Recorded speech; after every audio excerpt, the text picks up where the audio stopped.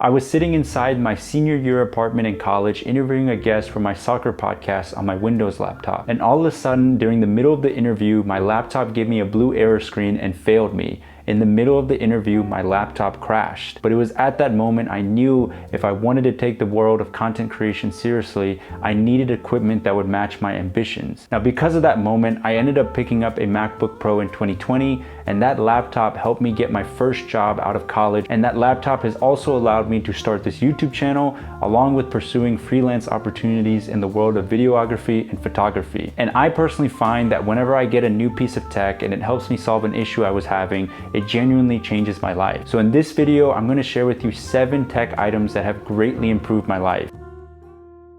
Number 1 is my camera. Probably the biggest ROI next to my laptop is my camera. Now, I'm gonna take you back. When I was a senior in college, it was the first time I ever purchased a legitimate DSLR camera, and I got it off Facebook Marketplace for $200. And the special thing about that camera was that the feeling it brought when I bought it. It was the feeling of being able to take high quality photos of my friends and family. And now that camera holds a special place in my heart, not because it was my first one, but it was also the first camera that I learned the basics of videography and photography with. I really love cameras, and it just allows me to express my creativity to the world, and I seemingly can't imagine my life at this moment without the purchase of a camera. Number 2 is my laptop. Now, I mentioned this story earlier in this video, but I really wanted to come back and recall it because for me, this was such a pivotal moment when it came to my content creation journey and also my professional journey outside of college. So during college, I actually owned a Windows HP laptop, and that laptop served me really well during my college years. But the problem was during the tail end of its life cycle, I started to get those error messages. That error message actually popped up during a podcast interview when I was interviewing a guest for my show. And it just looked very unprofessional for my laptop to just fail on me at that moment.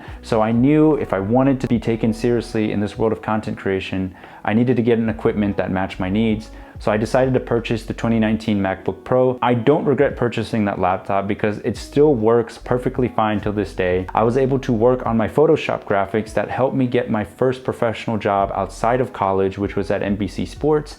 And not only that, that laptop has allowed me to publish and edit countless amount of podcast episodes. I've also went out and uploaded almost 100 plus YouTube videos because of that laptop, and I've taken on many videography and photography clients because of that one purchase of the laptop. Number 3 is the Kindle. Now, when it comes to reading, it's something that I've been trying to be more intentional about as I've gotten older, and especially as I've taken on more responsibilities at work. And the real benefit and the real plus factor of a Kindle is the fact that it can store thousands upon thousands of books, and you can open them up and read them anywhere and anytime you like. Now, I'm currently reading a book, Fourth Wing. I actually just finished it, and if you've ever held the actual physical version of the book Fourth Wing, you'll realize that it's a ginormous, humongous book. And because it's so big, it's actually really uncomfortable to read on its physical version, especially if you're laying down on your bed or if you're finding a cozy spot in your home.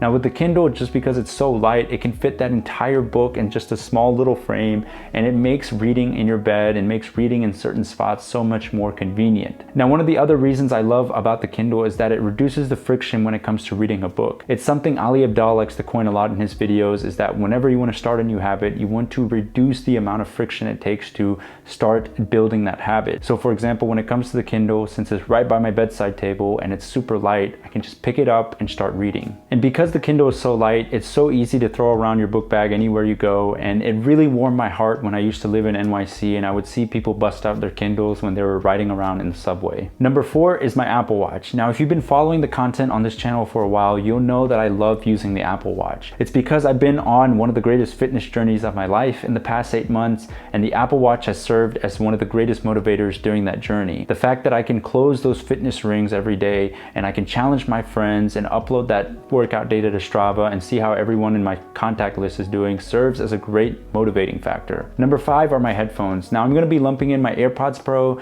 Beats Fits Pros, my Sony headphones, and my Sony gaming headphones into this list because when I was in college, which was between 2016 to 2020, I was rocking the iPhone 6 Plus. And because of that, I still was using wired headphones and some really cheap wireless headphone options during that time. And let me tell you, when I purchased my first pair of luxury earbuds, and yes, I'm going to throw the AirPods Pro audio and my Sony headphones into there, even though some audiophiles may not consider that luxury. But it really made a huge difference purchasing some high quality headphones, because it just made the syncing of Bluetooth and being able to sync my phone to the device so seamless. Number 6 is my microphone. Now, you remember back in the day in Call of Duty Modern Warfare 2 in those lobbies when people would really talk really loud on their really cheap microphones and the audio would peak super high, and then you would have the people that would blast really garbage music into those microphones and the audio would just sound so discombobulated and so awful that you would immediately just try to mute them. Well, because of that experience, I really understood the importance of what having good, clean audio can make for a viewing experience. So one of the first things I bought when I was in my podcasting era was actually my Audio Technica microphone that I still use to this day for voiceovers for YouTube videos and just general Zoom calls. Number 7 is my Vitamix. Now, when I was in college, I used to love making smoothies, and I still do to this day, but the problem was the blender I was using could not handle the frozen berries and protein powder mixed in together. So I constantly had to unscrew the cap, spin the solution with a spoon, re-screw it, and then re-blend it. And it just became an overall annoying process in order to make smoothies. Now, when I purchased my first used Vitamix on Facebook Marketplace, there's a theme growing here, that Vitamix absolutely crushed anything I threw at it. Any smoothies I wanted to make, any sauces I wanted to make, and it just made the overall cooking and smoothie making process so much easier. And it's really changed my life when it comes to the kitchen, because I know I can trust to use that machine when it comes to blending anything. Now, the items I presented to you on this list aren't groundbreaking by nature, but they did come at the right time in my life.